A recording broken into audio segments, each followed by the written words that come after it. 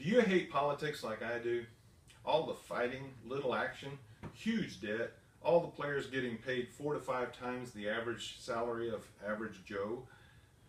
I certainly despise the industry, and 82% of you in a recent poll agreed and said that you equate career politicians with used car salesmen and lawyers. As I say, politicians promise the world but deliver an atlas. They promise the moon, then they just moon us. Or as the Democrat operative James Carville has said, poly is a Greek prefix meaning many, and ticks are blood-sucking animals. A lot of truth in that humor. Politicians say they're a cross-section of America, but do you or many of your friends get away with lying, flip-flopping, spinning, walking things back, essentially taking your words back, hypocrisy, inaccuracy, demeaning and demonizing others? Washington, D.C. is known to generate a lot of heat, but not a lot of light. If you had the productivity of your typical politician, you'd be fired. Yet we are forced to pay for them, and what do we get? Usually gridlock, grandstanding, wasting our money, stubborn idealism, and constant fighting. In this, the greatest and most innovative nation on earth, isn't there a better way where common sense solutions can be implemented in the best interest of our nation?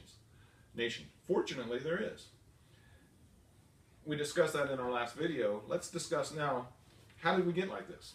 How does such a mess get caused in the first place and continue year after year, decade after decade? And what alternatives do we the people have? As to the causes, the constitutional concept of checks and balances, which is a very good thing, has been warped into grinding our political system to a halt and gumming up the works. One person, we usually call the president, usually cannot by themselves get this job done because his or her hands are tied by the party out of office. And both parties usually have enough congressional persons and use enough legal mechanisms to kill a bill or ensure it never sees the light of day. It gums it up with pork or stuffs the bill with so much information hardly anybody ever reads it. Very little constructive lawmaking gets done as a result, and you know that. At the same time, during election years, you hardly hear anything being done in Congress. You just hear about the politicians running, and that gives Congress yet another break from having to do what we pay them full-time salaries to accomplish. So what are the alternatives to status quo gridlock and for the benefit of we the people? I have 6 things that I see have been tried or could be tried, and only one of them really works. First, we could kick all the bums out.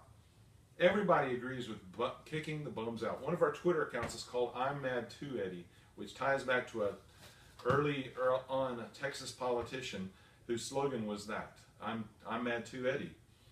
And he was suggesting that we the people kick out all the bums. But the problem is, 2 things with that. Not every politician's a bum. Secondly, I actually have 3 things. Almost every state thinks their bum is not a bum. And finally, if you got rid of all the politicians that have experience, you'd have a bunch of greenhorns running to D.C. or the bureaucrats educating them, and it would be just as unproductive as it is now. So that's not really a good solution to kick all the bums out, except if we identify what a bum is and we actually get rid of the bums, we're still going to have a lot of them that aren't bums, and we can keep them in there. They're valid, sincere, hard-working politicians. They just get outnumbered and get stifled by the system. How about kumbaya unity? Does anybody want both parties to hold hands, not only walk across the aisle, but hold hands and agree on everything and never find a counterpoint to the other person's proposal? I don't want that. The Constitution doesn't call for that. That's not a solution. I'm not calling for anything like that. How about domination, demonization, and decimation? Current practice. How about we consider the other person the devil? And maybe the other person's the Antichrist. How about let's get extreme and just say everybody running on the other side is horrible and wants to kill America. They hate America. Does that work? It works with dumb people. It gets their emotions riled up. But that's not a solution to status quo gridlock in D.C. How about bad compromise? Wheeling and dealing. We not only reach across the aisle, I'll put in something for my constituents, you put in something for yours. The only people that get scrooged by that are we the people that pay the bills. That's not a good solution, bad compromises. How about executive fiat? That's been used recently quite a bit.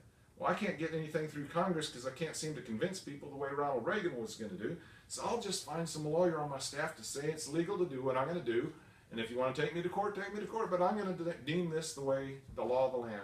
And maybe the Supreme Court might stop me. That's not a solution either.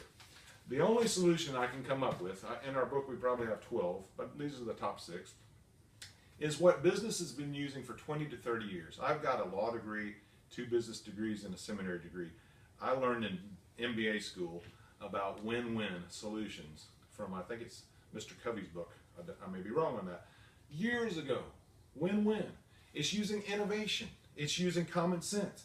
It's finding the interests of both parties, bringing them together, finding what's good on both sides, taking what's good, finding the common ground that where there is any common ground, and fixing problems, solving challenges, not just talking about them, kicking the can down the road, and getting paid full time, 4 times the salary of the average American, to do virtually nothing.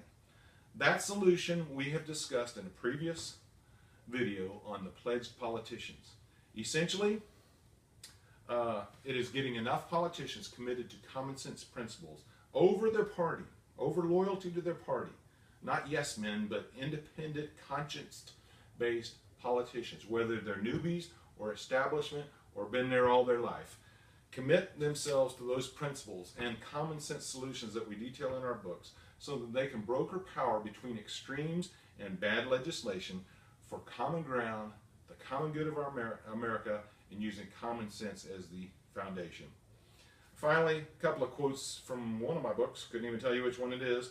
Can we conceive of both parties working together so well that challengers could hardly stand a chance?